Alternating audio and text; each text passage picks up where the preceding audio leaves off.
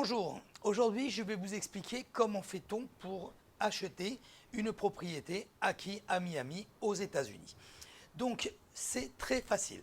Vous avez premièrement une propriété qui est listée. Disons que la propriété est listée à 300 000 dollars. 300 000 dollars et vous êtes intéressé par cette propriété, mais vous ne voulez pas mettre plus de 280 000 dollars. Donc nous faisons ce que l'on appelle une offre.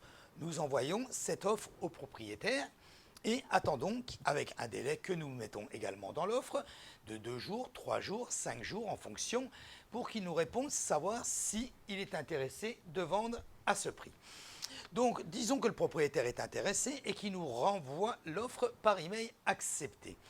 Vous regardez l'offre, vous avez toujours la possibilité de vous retirer et de ne pas acheter cette propriété. Disons que vous acceptez de l'acheter, ce qui est le plus courant.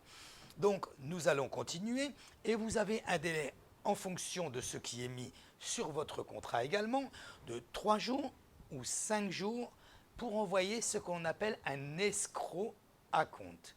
Oui, bien sûr, escroc à compte, c'est comme ça que ça s'appelle ici malheureusement. Donc cet escroc à compte, il est d'un montant de 5%, 10%, c'est un acompte tout simplement que l'on avait défini également dans le contrat. Donc vous envoyez ça, vous avez 3 ou 5 jours, on envoie ça directement à la compagnie de Title.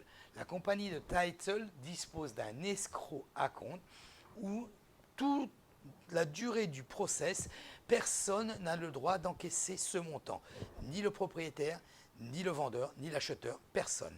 Uniquement, il va à la compagnie Title en attendant le process pour la vente.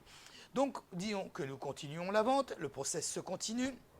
Et vous avez également ce qu'on appelle le droit d'inspection. Vous pouvez faire l'inspection de cet appartement.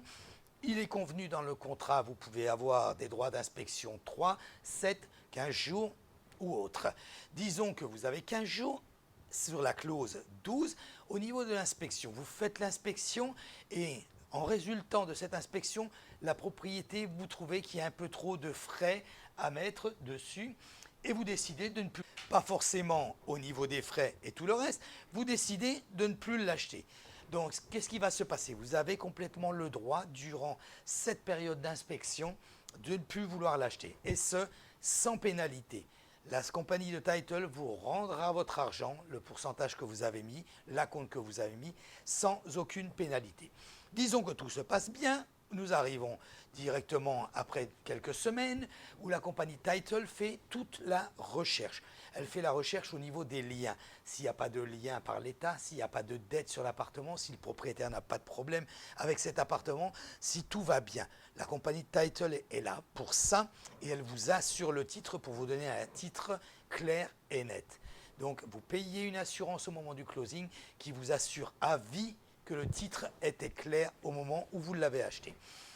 Donc ainsi se continue. Nous arrivons au closing.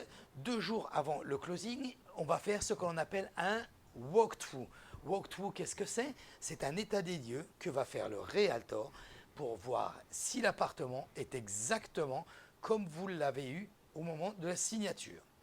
Il fait un check au niveau de toutes les fournitures et le reste qu'il y a dans l'appartement et vous l'envoie par email que vous signez ou vous l'avez bien réceptionné et vous lui renvoyez également par email ce qui va être renvoyé aussi à la compagnie de Title. Durant justement 2 jours avant ce closing, vous allez recevoir également ce qu'on appelle un HUD. L'HUD, qu'est-ce que c'est? Ce sont tous les frais, tous les chiffres concernant l'appartement que le vendeur va payer et que vous allez payer. En général, le vendeur paye beaucoup plus de frais que l'acheteur. L'acheteur paye à peine 2 à 3% du montant de la vente, tandis que le vendeur, lui, paye la commission de l'agent et tous les frais de closing, les levées d'hypothèque s'il y en a, les levées de prêt également s'il y en a. Donc, vous allez faire, vous, ce virement, 2 solutions. Ensuite, vous arrivez à la table du closing. Si vous passez par un prêt, vous êtes obligé de venir en personne signer. D'accord? Si par contre c'est un achat qui est en cash, comme on appelle ça, Vous n'êtes pas obligé de venir, vous pouvez faire toutes les écritures par e-sign, signature électronique, en envoyant par email et en réceptionnant par email. Voilà, donc ensuite la compagnie de title, à partir du moment où le closing est fait, vous envoie ça également par email et également par courrier 3 ou 4 jours après. Voilà, j'espère que vous avez apprécié cette vidéo. Si vous avez besoin d'informations supplémentaires, n'hésitez pas, vous avez mes coordonnées, WhatsApp et email. Et n'oubliez pas, surtout très important, si vous voulez recevoir toutes les nouvelles vidéos que je mets chaque semaine, n'oubliez pas de cliquer ici sur subscribe afin de vous abonner et de le recevoir, c'est gratuit, afin de vous abonner et de recevoir automatiquement une alerte au moment où je poste une vidéo.